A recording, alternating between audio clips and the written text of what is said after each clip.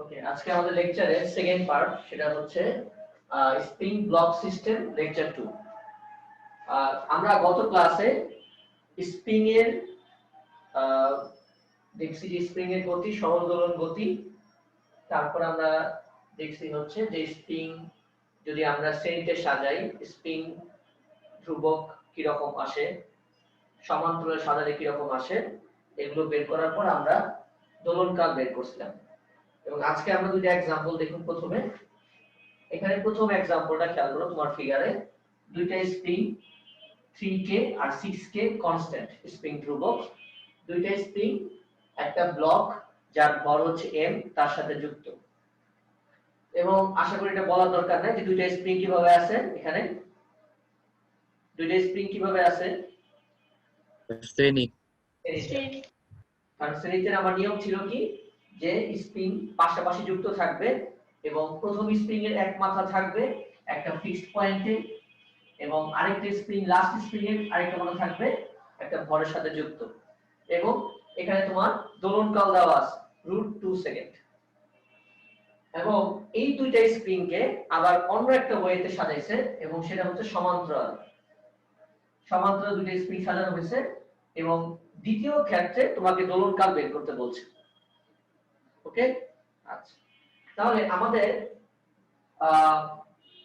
দোলনকাল, spring এর দোলনকালের formula কি ছিল বলতো একজন? ইভা বলতো স্প্রিং এর দোলনকালের কি ফর্মুলা ছিল?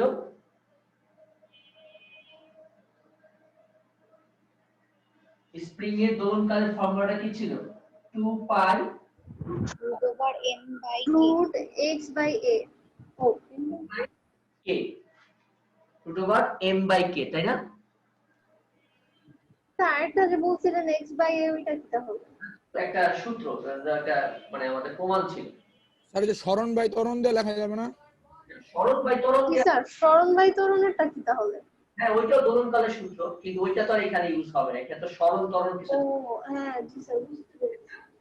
আচ্ছা, তাহলে আমাদের এখানে কিন্তু ভর নিয়ে কোনো কথা নাই, দুই জায়গাতেই ভর m। ওকে, তাহলে প্রবলেম হচ্ছে আমার k তে, তাই না? k নিয়ে কাজ। তার মানে প্রথম ক্ষেত্রে দোলনকাল দেওয়া আছে, তাহলে প্রথম ক্ষেত্রে দুইটা স্প্রিং শ্রেণীতে যুক্ত। দুইটা স্প্রিং যদি শ্রেণীতে যুক্ত থাকে তখন তাদের তুল্য স্প্রিং ধ্রুবক কত হয়?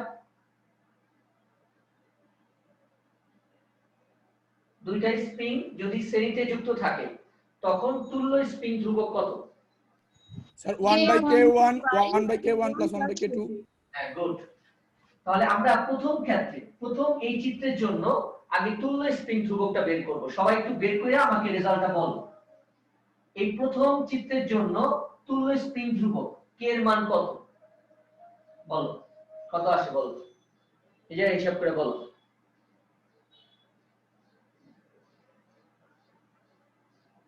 কত আসে?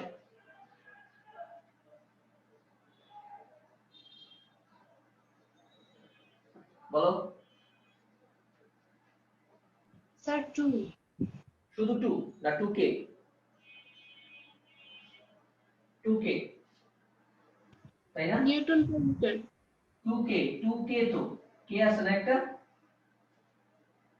এটা k থাকবে। স্যার এই কেটা কেন আসলো, মানে 3k 6k 2k কেটা কেন? এটা মানটাই তো স্যার ধ্রুবক, আবার কে কেন? প্রশ্নে তো k এর মান 2k 3k দেওয়া আছে। প্রশ্নে এখানে আলাদা করে মান দেয় না, 2k 3k দেওয়া আছে, প্রশ্নটাই দেওয়া আছে এরকম। তাহলে প্রথম ক্ষেত্রে স্প্রিং কনস্ট্যান্ট আসছে 2k, তুল্য স্প্রিং ধ্রুবক। আর দ্বিতীয় ক্ষেত্রে তুল্য স্প্রিং ধ্রুবক কত হবে? সমান্তরালে থাকলে আমার তুল্য স্প্রিং ধ্রুবকের সূত্র কি? স্যার ইসে k1 + k2। k1 + k2, তার মানে কত হবে? 9k। ওকে, ঠিক আছে। প্রথম ক্ষেত্রে আমার তুল্য স্প্রিং ধ্রুবক হচ্ছে 2k আর দ্বিতীয় ক্ষেত্রে তুল্য স্প্রিং ধ্রুবক হচ্ছে 9k। ওকে, তাহলে আমাকে বের করতে বলছে দ্বিতীয় ক্ষেত্রে দোলনকাল কত। দোলনকাল কত? তাহলে দোলনকালের সাথে স্প্রিং ধ্রুবকের সম্পর্কটা কি রকম ছিল জানি? ব্যস্তানুপাতিক, তাই না? দোলনকালের সাথে ব্যস্তানুপাতিক ছিল। ব্যস্তানুপাতিক ছিল। তাহলে আমাদের আর চিত্র দরকার নাই, একটা চিত্র মুছে ফেলি। তাহলে আমাদের সূত্রটা আমরা সরাসরি এভাবে লিখতে পারি না, T2 divided by T1 is equal to Ks divided by Kp, কারণ প্রথম স্প্রিংটা কিভাবে ছিল শ্রেণীতে, তাহলে Ks আর দোলনকাল নিচে, আর দ্বিতীয় স্প্রিং দুটো কিভাবে ছিল সমান্তরালে, সেটা Kp নিচে দিয়ে দিছি আর T2 কি উপরে। যেহেতু আমাকে T2 চাইছে এজন্য আমি T2 টা আগে লিখছি উপরে, তাহলে T1 into bar Ks by Kp, তাহলে আমার T2 এর মানটা কত আসে, T1 হচ্ছে কত সেকেন্ড দেওয়া √2, Ks এর মান কত আসছে আমার 2k, আর Kp আসছে 9k। নাও হিসাব করো কত আসে T2 এর মান কত আসে, k আর k কাটা 2/3 আসে নাকি? 2/3, হ্যাঁ 2/3 মানে 0.6। আর √2/3 হইব না? না রুট ঠিক আছে স্যার। গুণ করলে তো 2 হয়ে যায়। না স্যার শুধু 2/3 আসে। হ্যাঁ শুধু 2/3, না ও বলতেছে রুট 2/3 আছে স্যার।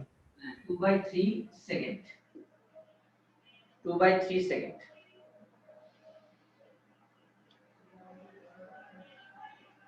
ঠিক আছে, ওকে তাহলে প্রথমটা শেষ করে উঠাই ফেলো। আচ্ছা প্রথমটা হয়ে গেছে সবার, বুঝলাম। এবার সেকেন্ড ফিগারটা আমরা দেখি। আচ্ছা স্যার, মানে পরীক্ষা কি স্যার মানে সবগুলা কে এর ক্ষেত্রে কি এরকম মানে 2k 3k এরকম দেওয়া থাকবে নাকি না শুধু এই ম্যাথটাতে এরকম কে দেওয়া আছে? এখানে দেওয়া আছে পরীক্ষায় 2 নিউটন পার মিটার দেওয়া থাকতে পারে, 3 নিউটন পার মিটার দেওয়া থাকতে পারে। যেহেতু এটা কম্পেয়ার করা অঙ্ক, তুলনামূলক অঙ্ক, তাহলে এখানে কে দেওয়াই থাকতে পারে। উভয় ক্ষেত্রেই তোমার উপরে নিচে কে কাটাকাটি চলে যাবে। এবার এই সিস্টেমটা দেখো তো, কে কে দুইটা স্প্রিং আর নিচে আরেকটা স্প্রিং, তাহলে এটা হচ্ছে 1 নাম্বার কোশ্চেন। ওইটা পরে আসি, প্রথমে এই সিস্টেমটার কথা বলো। এই সিস্টেমটা কি অবস্থায় আছে? স্যার সমান্তরালে। সমান্তরাল। সবাই সমান্তরালে নাকি কেউ সমান্তরালে কেউ সিরিজে? স্যার প্রথম দুইটা শ্রেণীতে আছে, তারপরে আবার সমান্তরালে। আর মানে প্রথম দুইটা প্রথম সমান্তরাল, দুইটা স্যার সমান্তরাল, দেন এরপরেরটা স্যার সমান্তরাল। হচ্ছে ও লাস্টেরটা স্যার ইসেতে আছে মানে সমান্তরাল আছে, তিনটাই সমান্তরালে। তিনটাই সমান্তরাল আছে ইভা। এখানে খেয়াল করবা সমান্তরালের এই দুইটা তো অবশ্যই সমান্তরাল ইভা, তুমি প্রথমে দুইটা ভুল করছো। তো এটা তো ইজিলি বোঝা যায় সমান্তরাল, কারণ দেখ চিত্রে কিন্তু বোঝা যায় এই দুইটা সমান্তরাল। আর এইটাও কিন্তু সমান্তরালই আছে, কারণ সমান্তরালের শর্ত কি ছিল যে স্প্রিং গুলোর মাঝখানে যদি ভর থাকে তাহলে স্প্রিং এর এখানে দেখো দুইটা স্প্রিং এর এক মাথা ভরের সাথে যুক্ত, আরেক মাথা ফিক্সড। আবার এই স্প্রিংটা দেখো এর এক মাথা ভরের সাথে যুক্ত, এই আরেক মাথা ফিক্সড। তার মানে এখানে তিনটা স্প্রিংই কিন্তু সমান্তরালে আছে, তিনটা স্প্রিংই এখানে সমান্তরালে আছে, তিনটা স্প্রিং কিন্তু এখানে সমান্তরালে আছে। এমন মনে করবা যে দুইটা স্প্রিং সমান্তরালে তার সাথে একটা শ্রেণী, মোটেও না। দুইটা স্প্রিংই এটাও সমান্তরাল দুইটা, আর এই দুইটার সাথে এইটাও সমান্তরালে আছে, এই দুইটার সাথে এইটাও সমান্তরালে আছে। পরীক্ষায় যদি এই চিত্রটা এমন ভাবে দেয়, একটু দেখে নাও, পরীক্ষায় এই চিত্রটা যদি এমন ভাবে দেয় একই কথা কিন্তু হবে।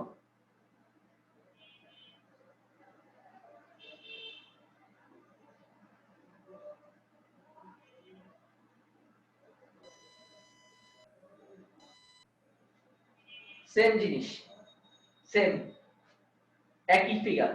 তাহলে এই সিস্টেমটা স্যার এটা তো সমান্তরালে, তাই না? সবই সমান্তরাল। এই যে দেখো এই দুইটা সমান্তরালে, দেখো এই দুইটার সাথে এইটা কিভাবে আছে, এখানে এক মাথা যুক্ত ভরের সাথে, আরেক মাথা তো ফিক্সড। শ্রেণী কখন হবে? যখন একটার পর আরেকটা যুক্ত থাকবে, একটা স্প্রিং এর সাথে আরেকটা স্প্রিং যুক্ত। এখানে তো কোন স্প্রিং এর সাথে কোন স্প্রিং যুক্ত না, কোন স্প্রিং এর সাথে কোন স্প্রিং কি ইন্টার কানেক্ট করা আছে? হ্যাঁ বলো স্যার মানে শ্রেণীতে কি স্যার মানে দুইটা বা তিনটা স্প্রিং এর মধ্যে একটা কমন পয়েন্ট থাকবে, মানে দুইটা বা তিনটা একটা কমন পয়েন্টে যুক্ত থাকবে শ্রেণীতে?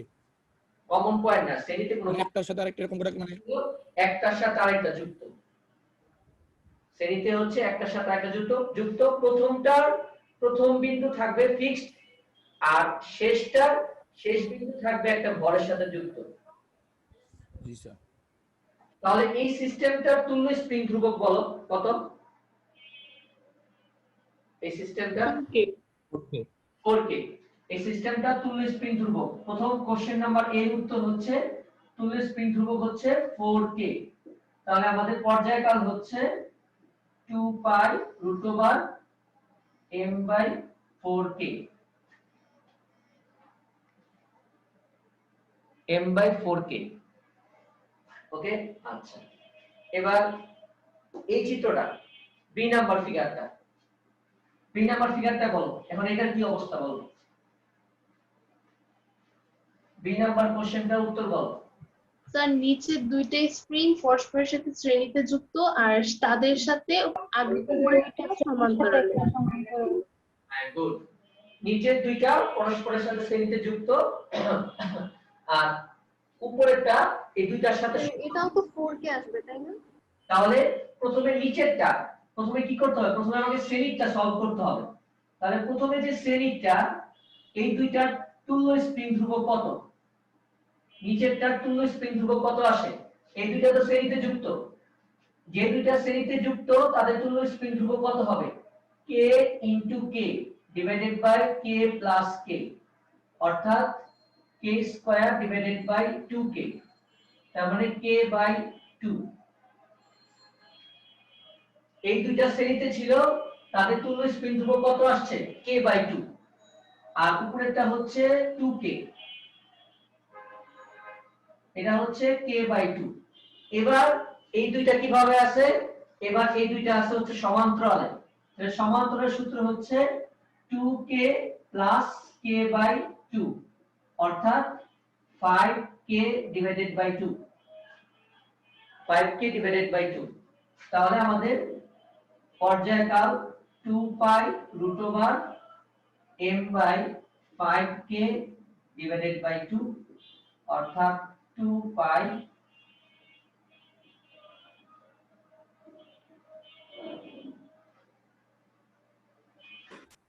স্যার ওই আমরা শ্রেণীতে থাকলে স্যার কে এর মান k1 into k2 by k1 plus k2 বের করেছিলাম না স্যার গত ক্লাসে? হ্যাঁ তাই তো বললাম, এই যে k1 into k2 divided by k1 plus k2। ঠিক আছে স্যার। স্যার অধ্যায় 8 এর সাথে অধ্যায় ওদের সাথে বলো বিভাগ। স্যার আপনি না বলেছিলেন অধ্যায় 8 এর সাথে হতে 5 আর অধ্যায় 6 এর মানে কানেকশন আছে, এখানে তো স্যার ওই ধরনের কিছুই দেখলাম না, এটা পুরো নতুন কনসেপ্ট। আসবে আমরা করা কি আছে আসবে। হ্যালো হ্যালো ও হিরো বলো।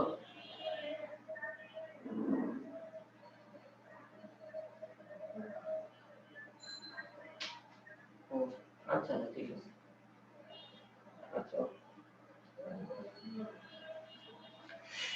আচ্ছা এখন আমরা একদম নতুন একটা কনসেপ্ট পড়বো আজকে। এই ব্যাপারটা আমি দেখলাম আমাদের সবগুলো বইয়ের মধ্যে একটা বইয়ের মধ্যেই এই বিষয়টা আছে, এর জন্য আজকে এই লেকচারটা দেব।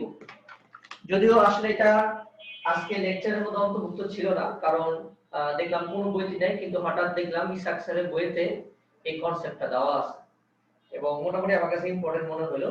যারা এখান থেকে ভালো জায়গায় অ্যাডমিশন টেস্ট দিবে তাদের জন্য আসতে পারে। বোর্ড পরীক্ষা এখন পর্যন্ত আসে নাই, তবে আসতে কোনো সমস্যা নেই, যে কোনো সময় আসতে পারে, যে ইসাক স্যারের বইতে আছে এবং মোটামুটি ভালো একটা পপুলার থিওরি। আমরা আজকে একটু মানে থিওরিটা একটু রিক্যাপ করব। রিক্যাপ বলতে এই থিওরিটা আসলে পড়া হয় নাই, ষষ্ঠ অধ্যায় লাস্টে করোনার কারণে খুব তাড়াহুড়া করার কারণে আমি একটা থিওরি পড়াবো করে আর পড়ানো হয় নাই, সেটা ছিল আমাদের সেন্টার অফ মাস থিওরিটা। সেন্টার অফ মাস এই থিওরিটা একটু বাকি আছে আমাদের। আমরা জাস্ট এই থিওরিটার আজকে একটা কনসেপ্ট নিয়ে আলোচনা করব, অত ভিতরে যাব না, কারণ সেন্টার অফ মাসের বেশি থিওরি আমাদের ইন্টার লেভেলে নাই। অ্যাডমিশন টেস্টে কিছু কিছু ম্যাথ আছে, ওই ম্যাথের জন্যই যতটুকু প্রয়োজন ঠিক ততটুকুই আমরা এখানে পড়ব। সেন্টার অফ মাস নিয়ে আমরা ফিফথ অধ্যায়ে যখন আমরা কুয়ালঙ্গ গুলো করেছি তখন সেখানে আমরা দেখছি সেন্টার অফ মাসের কনসেপ্ট একটু ইউজ করছিলাম আমরা। তো এখানে সেন্টার অফ মাসের আরেকটু কনসেপ্ট নিয়ে আসবো আমরা, যে সেন্টার অফ মাস আসলে আমরা কিভাবে বের করি।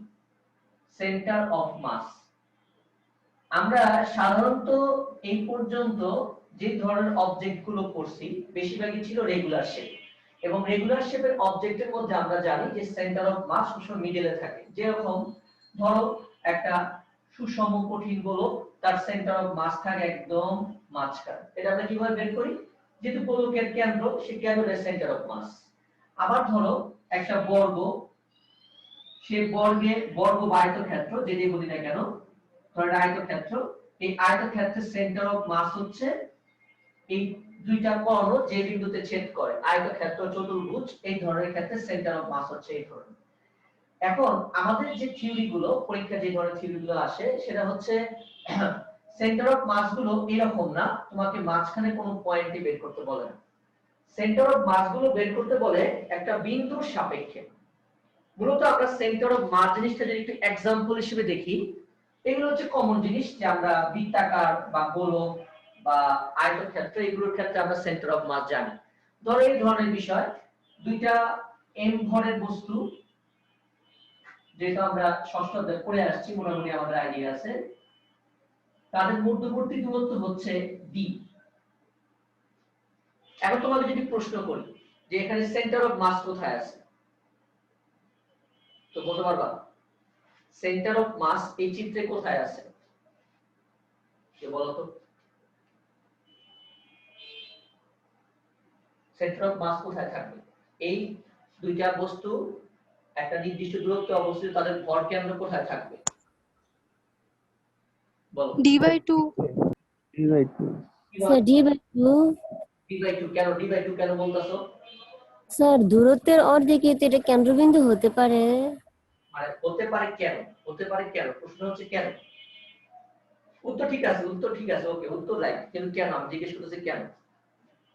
কোন একটা কনসেপ্ট তো বলছো, যে একটা চিন্তা করে তো বলছো, আন্দাজে এতটা আন্দাজে বলো নাই। আচ্ছা তোমরা বলতে পারছো না, আমি বলি। তোমরা বলছো কিভাবে, যেহেতু দুইটার ভরই m, দুইটার ভর, যে দুইটা বস্তুর ভর যেহেতু m, তার মানে সেন্টার অফ মাস থাকবে ঠিক তাদের মাঝখানে। আচ্ছা এখন যদি একটার ভর ধরো 2m হইল, এখন সেন্টার অফ মাস কই থাকবে? এই ক্ষেত্রে সেন্টার অফ মাস কোথায় থাকবে? স্যার 2m এর দিকে একটু 2m এর দিকে, তাই না? রাইট। জি স্যার হিসেবে। হ্যাঁ ঋষাদ ঠিক বলছে, 2m এর একটু কাছাকাছি থাকবে।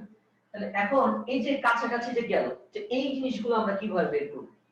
আগে যেটা দুইটা বস্তুর ভর যখন m ছিল তখন আমরা বলে দিছি d/2 দূরত্বে। কিন্তু দেখো একটার ভর 2m, আরেকটার ভর m, তাহলে অবশ্যই বোঝা যায় স্বাভাবিকভাবে সেন্টার অফ মাসটা চলে যাবে 2m এর কাছাকাছি। তো এই ধরনের কেসগুলোতে আমরা সেন্টার অফ মাস কিভাবে বের করব? আচ্ছা সেন্টার অফ মাস বের করার জন্য ফার্স্টলি তোমার ইম্পর্টেন্ট হচ্ছে তুমি কোন পয়েন্টের সাপেক্ষে বের করবা। একটা রেফারেন্স পয়েন্ট তোমাকে পরীক্ষা দিয়ে দেবে যে এই পয়েন্টের সাপেক্ষে সেন্টার অফ মাস বের করো। আমরা দেখাই সূত্রটা, সূত্র ডেরিভেশন যাব না আমরা, জাস্ট সরাসরি আমরা সূত্রটা ইউজ করব যে আমরা কিভাবে সেন্টার অফ মাস বের করতে পারি। যদি কারো কাছে বাসায় অ্যাডমিশন টেস্টের বই থাকে দেখবা সেন্টার অফ মাস নিয়ে অনেকগুলো ম্যাথ আছে। যেমন ধরো একটা xy একটা স্থানাঙ্ক ব্যবস্থা করলাম, এটা হচ্ছে মূল বিন্দু, এবং মূল বিন্দুর সাপেক্ষে মনে করো r1 দূরত্বে m1 ভরের একটা বস্তু, এবং মূল বিন্দুর সাপেক্ষে r2 দূরত্বে m2 ভরের একটা বস্তু। তাহলে এখন প্রশ্ন উঠবে যে সেন্টার অফ মাস কোথায়? অবশ্যই তুমি বলবা যে sir centre of mass m1 m2 এর মাঝখানে কোনো একদিকে হবে। তাহলে ধরে নিই আমরা যে এই সেন্টার অফ মাসের যে ডিসটেন্সটা সেটা হচ্ছে r সেন্টার অফ মাস, অর্থাৎ এইখানে এই দুইটা বস্তুর সেন্টার অফ মাস অবস্থিত। এখন আমাকে বের করতে হবে কার সাপেক্ষে। দেখো এই যে আমি ও বিন্দু দিয়ে দিছি একটা, তোমাকে কি সব সময় যে ও বিন্দুর সাপেক্ষে বের করতে বলবে এর কোনো কথা নাই, যে কোনো বিন্দুর সাপেক্ষে তুমি বের করতে পারবে। তাহলে এখানে এটা হচ্ছে একটা, যে বিন্দুর সাপেক্ষে বের করবা সেই বিন্দু কিন্তু 0 0, মূল বিন্দুর সাপেক্ষে হবে এরকম। যে পয়েন্টের সাপেক্ষে তুমি সেন্টার অফ মাস বের করবা সেই পয়েন্টে অবশ্যই 0 0 হবে। তাহলে এই 0 0 পয়েন্টের সাপেক্ষে সেন্টার অফ মাসের ডিসটেন্স হচ্ছে RCOM। COM মানে সেন্টার অফ মাস। তো সেন্টার অফ মাস বের করার ফর্মুলাটা দেখো, আমরা জাস্ট ফর্মুলা দেখাই দিয়েছি। আর সেন্টার অফ মাস ফর্মুলা হচ্ছে M1 R1 plus M2 R2 dot dot, এটা আরো কয়েকটা থাকে, আর divided by M1 plus M2। সরাসরি আমি ফর্মুলা দেখাইলাম, প্রুফ দেখাইলাম না, কারণ প্রুফ করে বাম পাশে কি লিখছেন? ডান পাশে লিখছি centre of mass RCOM, centre of mass RCOM, centre of mass. Sir sir যদি বস্তু 3-4টা থাকে তাহলে কি M1 plus M2 plus M3 M4 এভাবে যাবে? যাইতে থাকবে। তাহলে এখানে R দেওয়ার মানেটা হচ্ছে যেহেতু আমি XY কাঠামো নিছি, দেখো তাহলে তোমার সেন্টার অফ মাসের কিন্তু দূরত্ব এখন দুইটা, দুইটাকে হবে x অক্ষের দিকেও কিন্তু তার একটা উপাংশ বা অংশ থাকবে, একইভাবে কিন্তু y অক্ষের দিকেও থাকবে, মানে x অক্ষের দিকেও থাকবে y অক্ষের দিকেও থাকবে। তাহলে তোমাকে যদি x ডিসটেন্স বের করতে বলে যে x অক্ষ বরাবর সেন্টার অফ মাসের ডিসটেন্স কত, তাহলে কি হবে, কি দিবা, m1 x1 plus m2 x2 up to dot dot divided by m1 plus m2। এবং y অক্ষের সাপেক্ষে যদি সেন্টার অফ মাস বের করতে বলে তাহলে y centre of mass m1 y1 plus m2 y2 up to dot dot m1 divided by m2।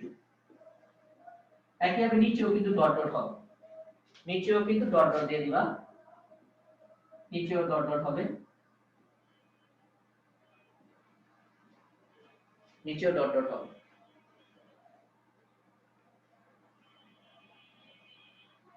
এই দুইটা ফর্মুলা উঠায় নাও একটু।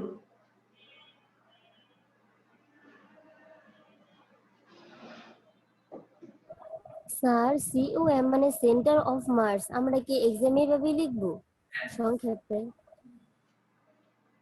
এটা প্রতীক একটা।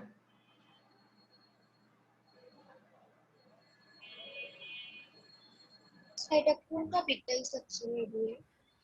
এটা এই যে থিওরিটা পড়াইতাছি স্প্রিং ব্লক সিস্টেমের, এটার মধ্যেই পড়াই ফেলতাছি। এটা আসলে থিওরিটা ছিল ষষ্ঠ অধ্যায়, ষষ্ঠ অধ্যায় বারবার পড়ানো হইলো আর পড়ানো হয় নাই, ভুলে গেছিলাম। যেটা এখানে একটা দেখলাম স্যার সেলু স্যার নাই, সেলু স্যারের বইতে নাই। সেন্টার অফ মাসের এই ইকুয়েশন নাই, সেন্টার অফ মাসের সংজ্ঞা আছে ষষ্ঠ অধ্যায়ে, সেন্টার অফ মাসের ডেফিনিশন পাইবা, ইকুয়েশনগুলি পাইবা না তোমরা। আচ্ছা তোলা হয়েছে না? তাহলে আমরা একটা ফার্স্ট একটা एग्जांपल দেখি, তাহলে একটু ক্লিয়ার হয়ে যাবে, তারপর আমরা মূল থিওরিতে যাই। আমরা ধরো আগের চিত্রটাই মতো মনে করো একটা এখানে m1 আর এখানে একটা m2 ভরের বস্তু, তাদের মধ্যবর্তী দূরত্ব হচ্ছে d, তাদের মধ্যবর্তী দূরত্ব হচ্ছে d। এখন তোমাকে প্রশ্ন করলো যে centre of mass, centre of mass কোথায়? এখন তুমি যদি তোমাকে এই ধরনের প্রশ্ন করে পরীক্ষায়, অবশ্যই মনে রাখবা তোমাকে বলে দিবে যে কোন পয়েন্টের সাপেক্ষে, যে m1 ভর থেকে না m2 ভর থেকে। তাহলে মনে করো আমি তোমাকে প্রশ্ন করলাম যে ঠিক আছে তুমি m1 ভর থেকে সেন্টার অফ মাস বের করো, m1 ভর থেকে। তাহলে আমি কি বলছিলাম, যার থেকে তোমাকে বের করতে হবে, যে পয়েন্ট থেকে তোমাকে বের করতে বলবে সেই পয়েন্টের স্থানাঙ্ক কত ধরবা, 0 0। তাহলে m2 ভরের এখানে স্থানাঙ্ক কত হবে বলো তো, বলো তো?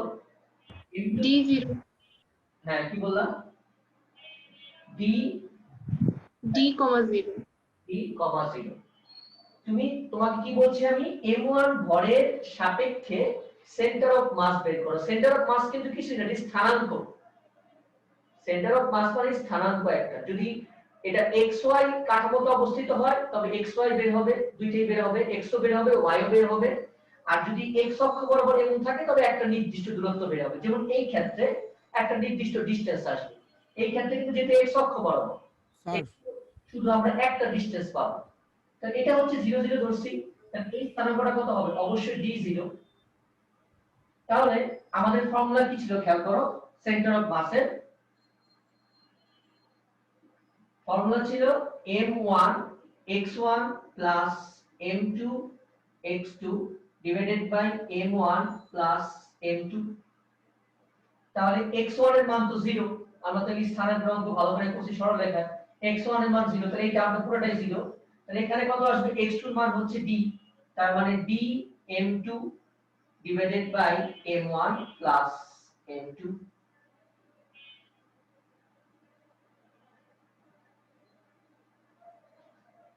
এভাবে তুমি সেন্টার অফ মাস বের করতে পারবা। সবাই তাড়াতাড়ি উঠাও, যেহেতু ক্লাস টাইম কম। আচ্ছা স্যার, সেন্টার অফ মাস বলতে আমরা ভর কেন্দ্র বুঝি, তো স্যার ভর কেন্দ্রে একটা বস্তু থাকার কথা, এখানে স্যার মানে দুইটা বস্তু না, ব্যাপারটা কেমন হয়ে গেল না? হচ্ছে একটা পয়েন্টের সাপেক্ষে, একটা পয়েন্ট এখানে এই বস্তুটার সাপেক্ষে এটার ভর কেন্দ্রটা কোথায় দেখো, দুইটা বস্তুর ভর কেন্দ্র এখানে একটা সিস্টেম, এটা একটা সিস্টেমের মধ্যে অবস্থিত, এটা আলাদা কোনো পার্টিকেল না। বিষয়টা হচ্ছে ভর কেন্দ্র কনসেপ্টটা কেন ইউজ করব আমরা, কিন্তু মোশনের মধ্যে যেগুলো মোশন গুলো করছি আমরা, নিউটনিয়ান মোশন, সব হচ্ছে আসলে একটা বিন্দু ভরের বস্তুর জন্য তুমি সব থিওরি পড়ছো। যেমন ধরো তোমাকে আমি বলি, যেমন তুমি ধরো রোটেশনাল মোশন যখন পড়ছো, এই যে একটা গোলীয় বস্তু, তুমি কি করছো? তার ত্বরণ বের করছো, তার বেগ বের করছো। এখন তুমি বেগ কিভাবে, কার বেগ বের করছো? তুমি এইখানে একটা কণা আছে, এইদিকে একটা কণা আছে, এইখানে একটা কণা আছে, এইখানে একটা কণা আছে, তুমি কি সবগুলো কণার বের করছো ত্বরণ? সবগুলো কণার কণিক বেগ বের করছো না, তুমি কি করছো? সবগুলো কণার সেন্টার অফ মাস ধরে নিছো কোথায়? সেন্টারে। তুমি আসলে যেটা বের করছো, আমরা এই পর্যন্ত যা বের করছি গোলীয় বস্তুর ক্ষেত্রে বা এমন বিন্দু ভর যা ধরে করছি, সবই আসলে সেন্টার অফ মাসের জন্য আমরা ত্বরণ বের করছি, সেন্টার অফ মাসের জন্য কণিক বেগ বের করছি। আর এগুলো হচ্ছে সিস্টেম অফ পার্টিকেল, মানে একটা সিস্টেমের তারা পার্টিকেল, একটা সিস্টেমে তারা বিভিন্ন পার্টিকেল গুলো আছে। একটা সিস্টেমের ভর কেন্দ্র কোথায় সেটা কিভাবে বের করব? যখন তোমাকে এরকম বিচ্ছিন্ন বিচ্ছিন্ন ভর দেওয়া থাকে, বিচ্ছিন্ন ভর এগুলো সব এক এক পয়েন্ট দেওয়া আছে, তখন যে কোনো একটা রেফারেন্স পয়েন্টের সাপেক্ষে তোমাকে এই সূত্র দিয়ে তাদের সেন্টার অফ মাস বের করতে হবে। কারণ সবার শেপ তো রেগুলার শেপ না, সবার আকৃতি তো সুনির্দিষ্ট না। কারো আকৃতি কিন্তু জড়তা ভ্রামক বের করার সময় দেখাইছি যে একটা অ্যামিবা টাইপের বস্তু আঁকছিলাম আমরা, বিকৃত একটা বস্তু, যেটাকে আমরা নাম দিয়েছিলাম কি? রিজিড বডি, অর্থাৎ দৃঢ় বস্তু। যে সকল বস্তুর আকৃতি সুনির্দিষ্ট হয় না, তাদের ক্ষেত্রে সেন্টার অফ মাস বের করতে হলে তোমাকে কিন্তু এই ফর্মুলা ইউজ করতে হয়। অথচ মনে আছে আমরা যে পঞ্চম অধ্যায় অঙ্ক করছিলাম, যে সিলিন্ডার আকৃতির ট্যাঙ্কির জন্য আমরা গড় সরণ বের করছি, বা বলছিলাম ওইখানে ভর কেন্দ্র কনসেপ্ট ইউজ করা যায়, ওই রেগুলার শেপ। এই জন্য আমরা কি করছি? ভর কেন্দ্র কোথায় নিয়ে সবসময় মাঝখানে নিতে পারবো, যতটুকু পানি আছে ঠিক তার মধ্যে নিতে পারবা। কিন্তু যদি তোমাকে পানির কণাগুলো আলাদা করে দিয়ে দেয়, যদি তোমাকে ভর কেন্দ্র বের করতে বলে, তুমি কি করবা? তখন তোমাকে এই সূত্র দিয়ে বের করতে হবে, এবং তুমি যে পয়েন্টের সাপেক্ষে বের করবা সেই পয়েন্টটাকে 0 0 ধরে বাকি কণাগুলোর স্থানাঙ্ক হিসাব করে তোমাকে ভর কেন্দ্র হিসাব করতে হবে, বাকি কণাগুলোর উপর তোমাকে ভর কেন্দ্র হিসাব করতে হবে। সময় পাইলে এটার একটা ক্লাস আলাদা নিয়ে মনে হবে, ভর কেন্দ্রে অনেক অঙ্ক করা যায়। আর যদিও এটা আসলে ষষ্ঠ অধ্যায়ের পর আগে বললাম, এই ব্যাপারে আমরা একটা এক্সট্রা ক্লাস দিয়ে আমরা ভর কেন্দ্রে কিছু ম্যাথ করব, আরো বেশি ক্লিয়ার হবে আমাদের। আমরা আমাদের যে থিওরিটা আসলে আজকে এই স্প্রিং ব্লক সিস্টেমে, এই থিওরিটা খুব ভালো একটা থিওরি এবং গুরুত্বপূর্ণ একটা থিওরি। থিওরিটা হচ্ছে আমরা গত ক্লাসে কিন্তু দেখাইছি যে স্প্রিং এর ইফেক্টিভিটি, মানে স্প্রিংটাকে শ্রেণীতে সাজালে কি ধরনের হয়, স্প্রিংটাকে সমান্তরালে সাজালে দোলনকাল কি রকম হয়, এগুলো আমরা বের করছি। আমরা সেদিকে কিন্তু ভর নিয়ে কোনো কথা বলিনি। আজকের কনসেপ্টটা হচ্ছে এই জায়গাতেই, যে বিষয়টা হচ্ছে এরকম যে ধরো এখানে এটাকে বলা হয় টু ব্লক সিস্টেম স্প্রিং, মানে দুইটা ব্লক থাকবে। ধরো এখানে একটা m ভরের ব্লক আছে, m1 ভরের ব্লক, এখানে একটা m2 ভরের ব্লক আছে। টু ব্লক সিস্টেম থিওরিটা ফিসাক স্যারের বইতে আমি দেখলাম আছে, অন্য বইতে আমার কাছে নাই, অন্যান্য বইতে মানে লেকচার তখন আমার কাছে অন্য বই নাই, অন্য বই আছে কি আমি বলতে পারছি না আপাতত।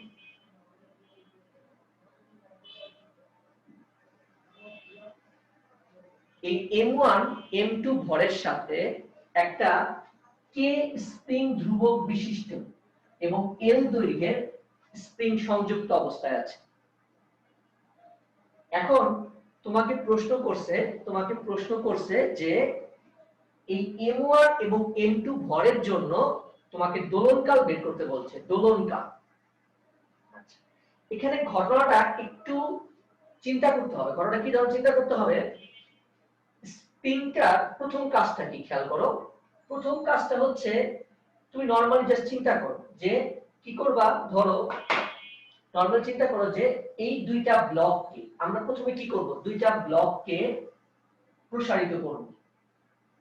দুইটা ব্লককে আমরা যদি প্রসারিত করি, তারপর যদি ছেড়ে দেই, ব্লক দুইটা কিন্তু মানে ব্লক দুইটার কারণে স্প্রিংটা কিন্তু সরল ছন্দিত স্পন্দনে গতিশীল হবে। এই জিনিসটা বোঝার জন্য আমাকে একটু কনসেপ্ট নিতে হবে ইনারশিয়াল আর নন ইনারশিয়াল ফ্রেম। তোমাকে এই জিনিসটা বুঝতে হলে তোমাকে কি করতে হবে, স্প্রিং এর মধ্যে বসতে হবে। স্প্রিংটা যেহেতু গতিশীল, খেয়াল করো, স্প্রিংটা যেহেতু গতিশীল, তুমি যখন নিজেকে স্প্রিং এর মধ্যে বসাইবা তখন কিন্তু স্প্রিং এর গতিশীল মানে তুমিও গতিশীল। দ্যাট মিন্স তোমার সাপেক্ষে স্প্রিং এর কোনো আপেক্ষিক বেগ থাকবে না। খেয়াল করো বিষয়টা।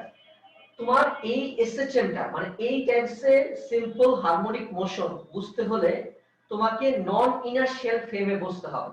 অর্থাৎ তোমাকে বাইরে থেকে দেখলে তুমি বুঝবা না। বাইরে থেকে দেখলে কেন বুঝবা না?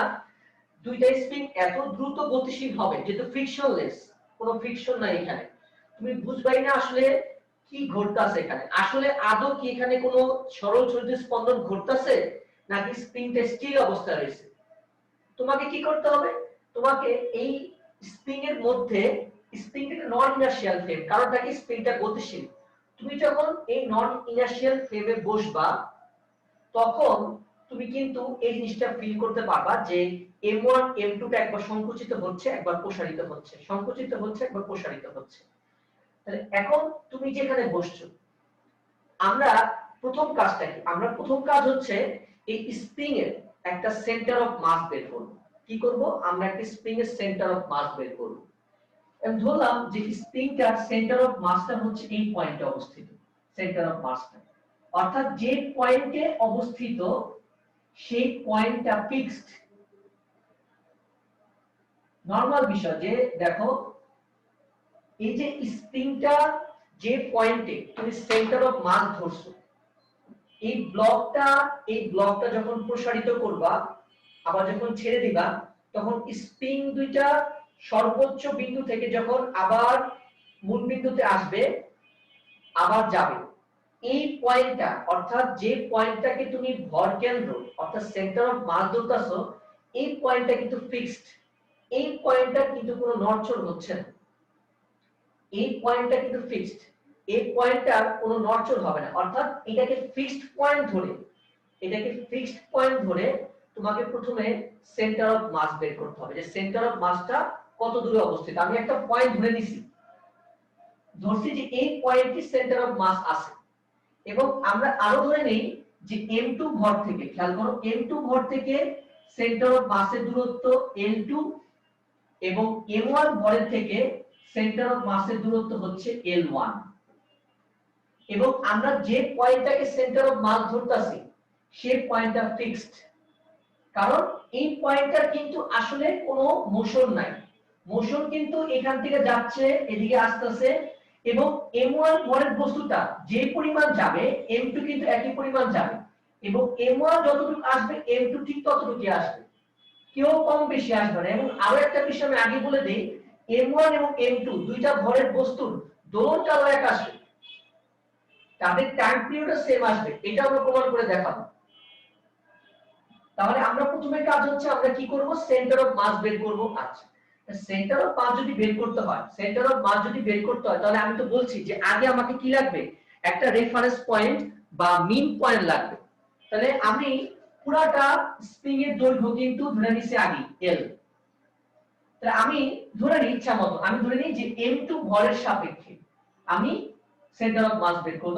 m2 ভরের সাপেক্ষে যদি বের করি তাহলে এর মূল স্থানাঙ্ক হচ্ছে 0 0 আর m1 এর স্থানাঙ্ক কত হবে l0 তাহলে এখান থেকে এটুকু দূরত্ব তো l তাহলে আমার কাজ হচ্ছে প্রথমে কি করব আমরা সেন্টার অফ মাস বের করব আচ্ছা তাহলে কার সাপেক্ষে m2 এর সাপেক্ষে বের করব ওকে তাহলে m2 এর সাপেক্ষে যদি বের করি তাহলে m2 থেকে দূরত্ব কত ধরছি l2 তাহলে এটাই তো সেন্টার অফ মাস তাহলে আমরা প্রথমে ধরি এভাবে লিখি যে x সেন্টার অফ মাস সূত্র হচ্ছে m1 আমরা আগে নরমাল সূত্র লিখি m1 x1 m2 x2 divided by m1 plus m2 sir এই জিনিসটা কি সবসময় মানে একমাত্রিক মানে হয় x অক্ষের সাপেক্ষে না y অক্ষের সাপেক্ষে?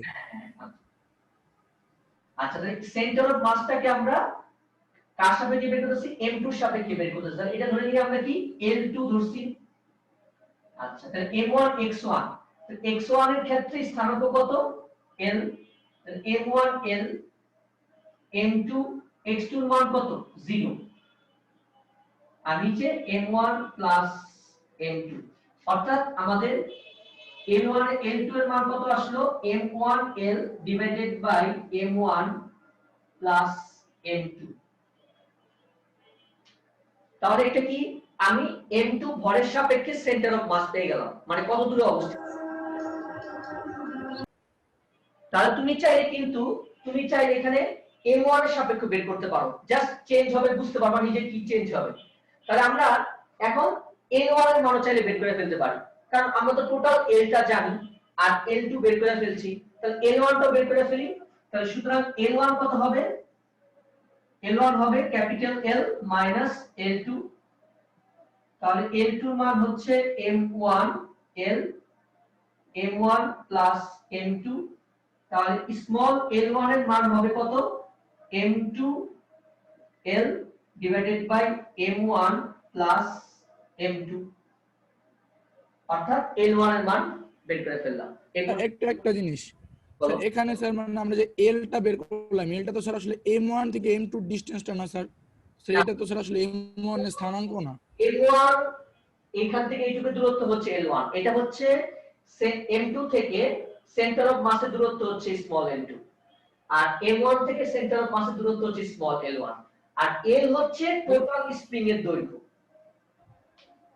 স্যার যদি মানে এই যে m1 থেকে দূরত্ব যদি স্যার l1 হয় তো স্যার ওই যে ওখানে x1 এর জায়গায় l1 বসবে না x1 এর জায়গায় l1 টা বসবে না কারণ মানে দেখেন m1 থেকে ভর কেন্দ্রের দূরত্ব হচ্ছে l1 দূরত্ব গোবিন্দ এটা তো দূরত্ব এটা তো স্থানাঙ্ক না এটা তো ডিসটেন্স এটা তো xt হয় এটা তো ডিসটেন্স এটা কেন এখানে বসবে এই x1 x2 তো হচ্ছে ওর স্থানাঙ্ক ও যে পয়েন্টে অবস্থিত তার স্থানাঙ্ক কার সাপেক্ষে ওর সাপেক্ষে ওর স্থানাঙ্ক কত l0 না ও যদি 0 0 হয় ওর স্থানাঙ্ক কত হবে l0 এটা তো একটা পয়েন্ট আগে l2 এর জায়গায় তুমি l1 এর জায়গায় তুমি x1 ধরো না তুমি l2 এর জায়গায় x2 ধরো কোনো সমস্যা নেই একই কথা দূরত্ব এটা দূরত্ব l1 l2 হচ্ছে দূরত্ব কত দূরত্ব অবস্থিত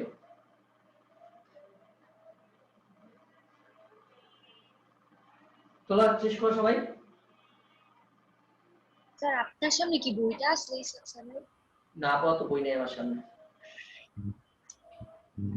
সেকশনের বইয়ে তোমার দেখো স্প্রিং এর থিওরির মধ্যে আছে নিচে দিয়ে ছোট্ট করে খালি প্রশ্নটা দেওয়া আছে স্যার এখানে তো দুইটা লাইন না কয়টা লাইন যেন দেওয়া হ্যাঁ আমি তো বললামই ওইটি তো প্রমাণ করতেছি আমি দুইটা লাইনটি তো প্রমাণ করতেছি আমি আর সরাসরি একটা সূত্র লেখছে না স্যার একটা কোশ্চেন ছিল বলো স্যার যে x সেন্টার অফ মাস এর পরিবর্তে l2 লিখলাম কিভাবে কার সাপেক্ষে বের করতেছো রিশাদ m2 এর সাপেক্ষে তো m2 এর সাপেক্ষে সেন্টার অফ মাসটা কত দূরত্ব অবস্থিত l2 তুমি যদি বলো যে স্যার আমি m1 এর সাপেক্ষে বের করব ওকে কোনো প্রবলেম নাই সূত্রটা ঠিক করে নেবা এই জায়গায় মানটা ঠিক করে বসাইবা তাহলে হয়ে গেল তাহলে তুমি লিখবা কি l1 এই দেখো আচ্ছা ঠিক আছে বুঝছি তুমি এটাও বের করতে পারো এটাও বের করতে পারো একটা বের করলেই হবে মূল কথা হচ্ছে যার সাপেক্ষে বের করব তাকে আমরা 0 0 ধরতে হবে এটা হচ্ছে মূল শর্ত আচ্ছা তোলা হয়েছে না এখন আমরা কি করব আমরা বুঝলাম আমরা এখন স্প্রিংটাকে প্রথমে আমরা কি করি একটা স্প্রিংটাকে আমরা দুইটা ভাগে ভাগ করে ফেলি, এই স্প্রিংটাকে নাম দেই, এই স্প্রিংটার কনস্ট্যান্ট হচ্ছে k1, এই স্প্রিংটার কনস্ট্যান্ট হচ্ছে k2। এখন যদি আমাদের পঞ্চম অধ্যায়ে মনে থাকে, আমরা বলছিলাম যে যদি এক্সটার্নাল ফোর্স, অর্থাৎ এখানে কিন্তু বাহ্যিক কোনো বল নাই, আগেই প্রথমেই একদম বলা হয়েছে, গত ক্লাসে বলছিলাম এখানে কিন্তু অন্য কোনো এক্সটার্নাল ফোর্স কাজ করবে না। যদি অন্য কোনো এক্সটার্নাল ফোর্স কাজ না করে, তুমি একটা স্প্রিংকে কাটার পূর্বে তার স্প্রিং কনস্ট্যান্ট এবং দৈর্ঘ্যের গুণফল যা ছিল, কাটার পূর্বে একটা স্প্রিং কনস্ট্যান্ট এবং দৈর্ঘ্যের গুণফল যা ছিল, কাটার পরেও কিন্তু একই থাকবে। কিভাবে একই থাকবে একটু বলে দেই। দেখো আমাদের ফর্মুলা ছিল F - kx। ধরো তুমি একটা স্প্রিংকে সমান, ধরো একটা স্প্রিংকে কাটলা এবং আমি বলছি এক্সটার্নাল ফোর্স সেম থাকবে, কোনো ফোর্সই থাকবে না, এক্সটার্নাল কোনো ফোর্সই থাকবে না। তাহলে ধরো একটা স্প্রিংকে তুমি কাটলা, তাহলে কাটার পর তোমার স্প্রিং কনস্ট্যান্ট হলো k1 x1। Spring constant change হলো, আর সরণ তো অবশ্যই চেঞ্জ হবে, কারণ স্প্রিং এর দৈর্ঘ্য তো চেঞ্জ হয়ে যাবে।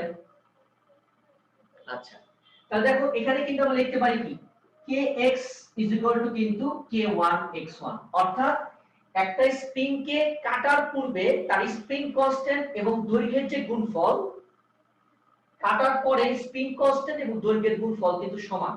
এই শর্তটা কিন্তু তোমাকে মনে রাখতে হবে যে এক্সটার্নাল ফোর্স, এখানে কোনো এক্সটার্নাল ফোর্স কাজ করবে না। যদি কোনো এক্সটার্নাল ফোর্স কাজ না করে, কাটার পূর্বে স্প্রিং কনস্ট্যান্ট এবং দৈর্ঘ্যের যা গুণফল ছিল, কাটার পরেও স্প্রিং কনস্ট্যান্ট এবং দৈর্ঘ্যের গুণফল কি থাকবে? সেম। আচ্ছা, তাহলে এবার খেয়াল করো, এই স্প্রিংটার টোটাল পুরো স্প্রিংটা স্প্রিং কনস্ট্যান্ট ছিল k এবং দৈর্ঘ্য ছিল কত? l। তাহলে আমরা বলতে পারি না k * l = দেখো প্রথমে এই স্প্রিংটা নিই, এইটুকটা নিই আমরা, k1 l1 লেখা যায়, দেখো তো। জি স্যার। আচ্ছা, তাহলে এবার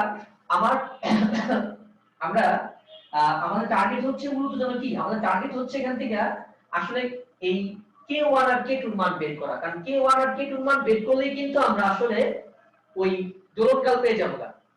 তাহলে দেখো এখানে আমরা প্রথমে আমরা l1 এর মানটা বসাই। l1 এর একটা মান পাইছি, কত জানি পাইছিলাম একটু বলো তো আমরা কেউ? l1 এর মানটা কত পাইছিলাম আমরা? l1 এর মানটা কত? m2l ml divided by m1 plus m2 plus n2, right. তাহলে এখান থেকে কি কি কাটাকাটি যায়? এখান থেকে ক্যাপিটাল L কাটা।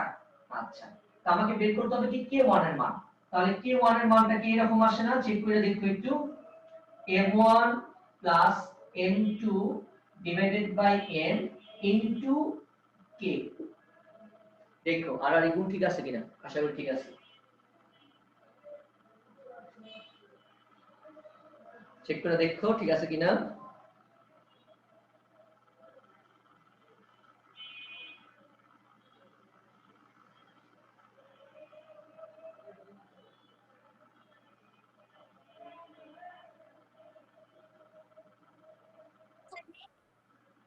ঠিক আছে না? ওকে, সিমিলারলি দেখো, সিমিলারলি তুমি যদি আবার এটার জন্য বের করো, kl = k2 l2। সিমিলারলি এখানে যদি তুমি l2 এর মান বসাও, আশা করি অনেকে বুঝে গেছো না যে k2 সমীকরণটা কি রকম আসবে, m1 plus m2 divided by m1 into k। এই দুইটা উঠাও।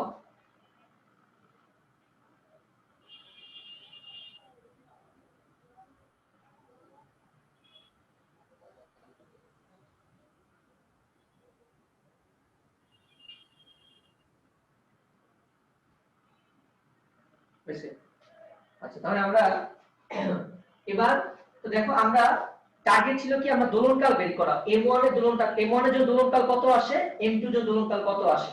তাহলে m1 এর জন্য স্প্রিং কনস্ট্যান্ট কিন্তু k1 আর m2 এর জন্য কিন্তু k2। তো k1 আর k2 এর মান আমরা পেয়ে গেছি। আচ্ছা, তাহলে আমরা দোলনকালের ইকুয়েশনটা শিখে আসছি। এই দোলনকালের ইকুয়েশন স্প্রিং এর জন্য প্রথমটার জন্য আমরা দোলনকাল t1 সমান হচ্ছে 2 pi √m1 divided by k1, m1 divided by k1। তাহলে এখানে মান বসাও, এখানে মান বসাও, কার মান বসাবো? k1 এর মান বসাবো। তাহলে k1 এর যদি মান বসাই, k1 এর ইকুয়েশনে কি আছে? m2 টা নিচে আছে, তাহলে m2 টা উপরে যাবে। তাহলে m1 m2 divided by m1 plus m2 into k, এই হচ্ছে তোমার দোলনকালের ইকুয়েশন।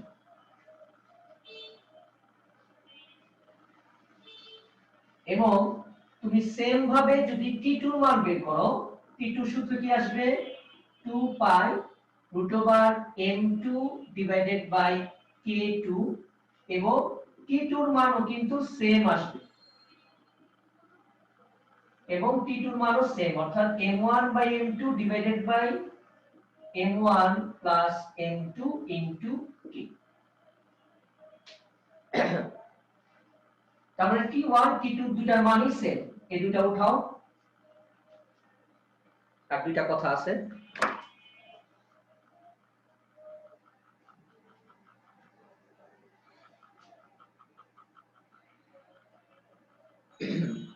যারা ফেসবুক লাইভে আছো আমাকে ট্যাগ করে দিও।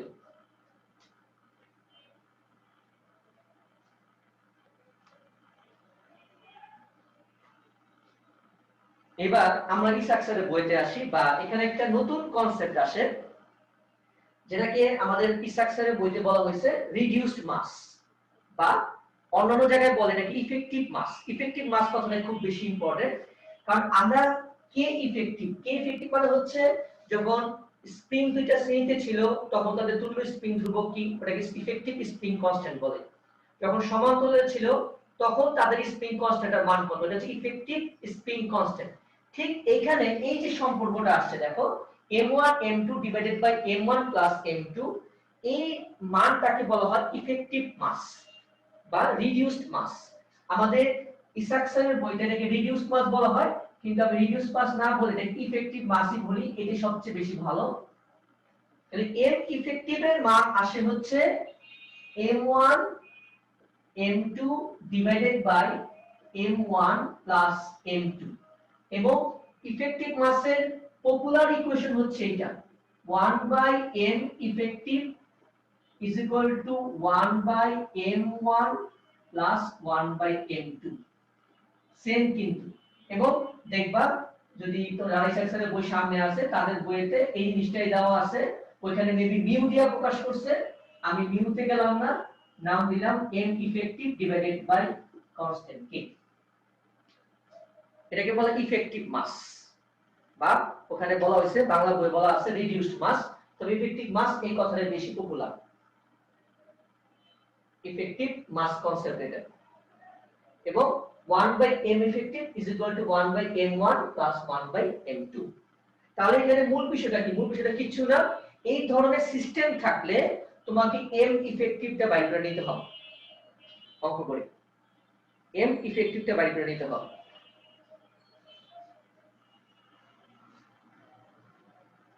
তো হইছে?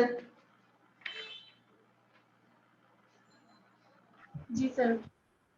তাহলে একটা ছোট একটা एग्जांपल করো, যে ধরো এখানে একটা ব্লক যার ভর হচ্ছে m, এখানে একটা ব্লক যার ভর m,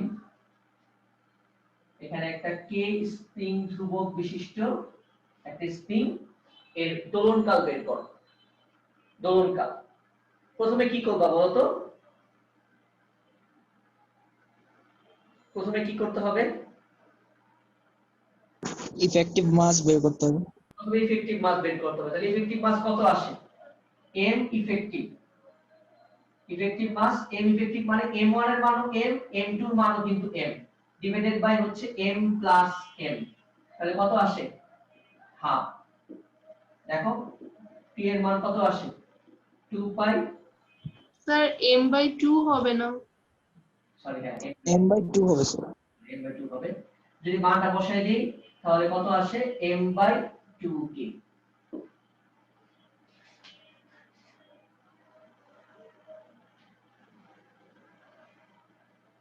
এইভাবে তুমি যে কোনো পরীক্ষা যদি অঙ্ক দেওয়া থাকে তবে আমরা এই টাইপের অঙ্কগুলি করতে পারবো। এটাই হচ্ছে আমাদের নতুন একটা টপিক ছিল স্প্রিং মাস সিস্টেমের, ব্লক সিস্টেমের, যে টপিকটা আসলে অনেক বইতে নাই, দেখলাম মোটামুটি টপিকটা খুব ভালো, এই জন্য তোমাদের পড়ালাম। তাই এই হচ্ছে আমাদের আজকের স্প্রিং ব্লক সিস্টেমের লেকচার পার্ট 2। এটা 8 টপিকসের লেকচার এটা হচ্ছে স্প্রিং এর টপিকটা আমাদের শেষ। আমরা নেক্সট ক্লাসে অর্থাৎ সোমবার আমরা যেটা নিয়ে পড়বো আলোচনা করব সেটা হচ্ছে আমাদের সরল দোলক। আমরা প্রথমে সরল দোলক কাকে বলে এটার সম্পর্কে আইডিয়া একটু আমরা পঞ্চম অধ্যায়ে নিয়ে আসছিলাম। এই আইডিয়াকে আমরা এখান থেকে গেইন করে আমরা সরল দোলকের ডিটেইলস আলোচনা করব। মোটামুটি এখানে সরল দোলকের থেকে বেশি ম্যাথ আসে পরীক্ষায় আমাদের। সরল দোলক করার পর আমাদের সেকেন্ড দোলক, থিওরি আর ম্যাক্সিমাম আমাদের 2 লেকচার লাগবে। আশা করি আমরা নেক্সট ধরো 5টা বা 6টা ক্লাসের মধ্যে 5টা ক্লাস সর্বোচ্চ লাগবে পুরো চ্যাপ্টারটা শেষ করতে। স্প্রিং এর অঙ্কের মধ্যে থিওরি মানে ম্যাথ খুব কম আছে বইতে, তবে ভালো করে থিওরিগুলি পড়তে হবে কারণ পরীক্ষায় এই ধরনের ম্যাথগুলো আমাদের বেশি আসে, মানে আসতে পারে বিশেষ করে কলেজ লেভেলের পরীক্ষাগুলোতে। বোর্ড লেভেলের পরীক্ষা তো দেয় না এই পর্যন্ত স্প্রিং এর থেকে, তবে কলেজ লেভেলের পরীক্ষাগুলো আসতে পারে। স্যার এম ইফেক্টিভটা স্যার মানে এটা বই পাবো না ইসাক স্যার এই সেলু স্যারের বইয়ে? না